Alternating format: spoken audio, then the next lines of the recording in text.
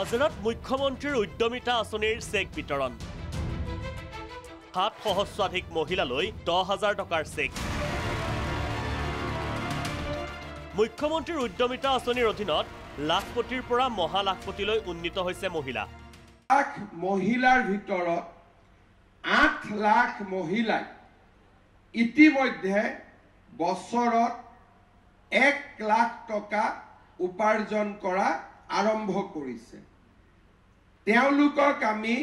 লাখপতি বাইদেউ বুলি কৈছো ইয়াৰ লগতে আন কিছুমান মহিলাই বছৰত 10 লাখ টকাৰ ব্যৱসায় কৰিছে তেওঁলোকক আমি মহালাখপতি বাইদেউ বুলি কৈছো এই আঁচনিখন 10,000 টকাত আমি শেষ কৰিব খোজা নাই এই আঁচনিখনৰ আৰু দুটা পৰ্যায় আছে দ্বিতীয় পৰ্যায়ত আমি 25,000 টকা পাম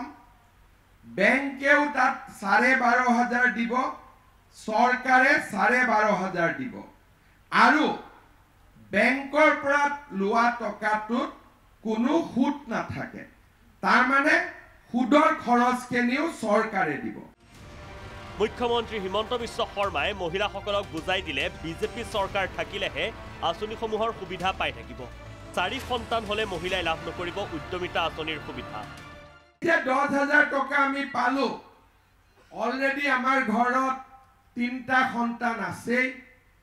বুলে ইয়াৰ মাজতে 4 নম্বৰ বাচ্চাটো হৈ গল মই খুদিলো কেনেকে হল বুলে আল্লাহ দিলে বুলে ভগৱানে দিলে আল্লাহ কাকো বাচ্চা নিদিয়ে বাচ্চা হাজবেন্ড আৰু ওয়াইফৰ মিলামিছাতে হয় আল্লাহ কোনো ওপৰৰ পৰা নিদিয়ে দিয়ে নেকি সেই কাৰণে যি সকলে আল্লাহক দুখ দিব বা ভগৱানৰ কথা কব তেওঁলোকে নাপাব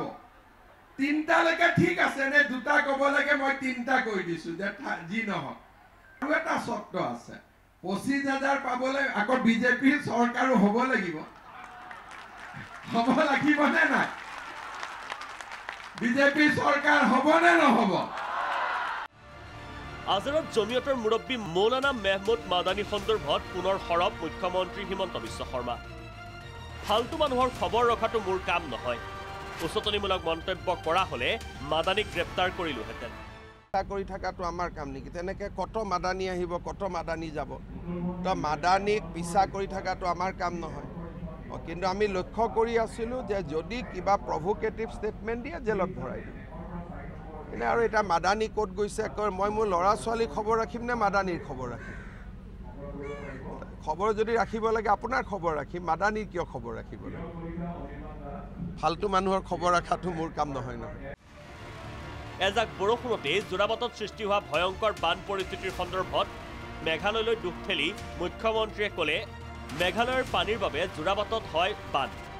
মেঘালয়ৰ বিৰুদ্ধে উচ্চতম ন্যায়ালয়ে গ্ৰহণ কৰিছে গোচৰৰ শুনানি সুপ্ৰিম কোৰ্টে এটা গোচৰৰ শুনানি লৈ আছে মেঘালয় আৰু অসমৰ কোনো পাৰ্থক্যই নাই এতিয়া মেঘালয়ত গৈ মই কেনেকৈ কাম কৰোঁ গুৱাহাটীত কাম কৰিবৰ কাৰণে মেঘালয়ত কাম কৰিব লাগিব ড্ৰেইনটোতো মেঘালয়ৰ পৰাই বনাব লাগিব আজি যোৰাবাটত যিখিনি পানী সোমায় মেঘালয়ে যদি ড্ৰেইনটো আগৰ পৰাই কাটিব নিদিয়ে আমি কেনেকৈ কৰিব পাৰোঁ সেইকাৰণে আমি সুপ্ৰিম কোৰ্টত গৈছোঁ সুপ্ৰিম কোৰ্টে মই আশা কৰোঁ যে আমাৰ অসমৰ কথা শুনিব বুলি এটা বহুত ডাঙৰ চেলেঞ্জ তাৰ মাজতে আৰু বছৰত 2-3টা দিন আমাৰ সকলোৰে কষ্ট হয় কেনেকৈ দূৰ কৰিব পাৰি আমি চেষ্টা কৰি আছোঁ সুপ্ৰিম কোৰ্টে ভাল জাজমেণ্ট এটা দিব বুলি আমি আশা কৰিছোঁ জিএছটি সন্দৰ্ভত প্ৰধানমন্ত্ৰীৰ পদক্ষেপৰ প্ৰতি সমৰ্থন মুখ্যমন্ত্ৰী হিমন্ত বিশ্ব শৰ্মাৰ We are supporting the move of Prime Minister. Assam views will be to lower down GST to 5% and 18%, 2 slab. So that will be our position. We are going to support the initiative of Government of India completely. Our finance minister is there in the meeting. We will support that whatever our Prime Minister has said that should.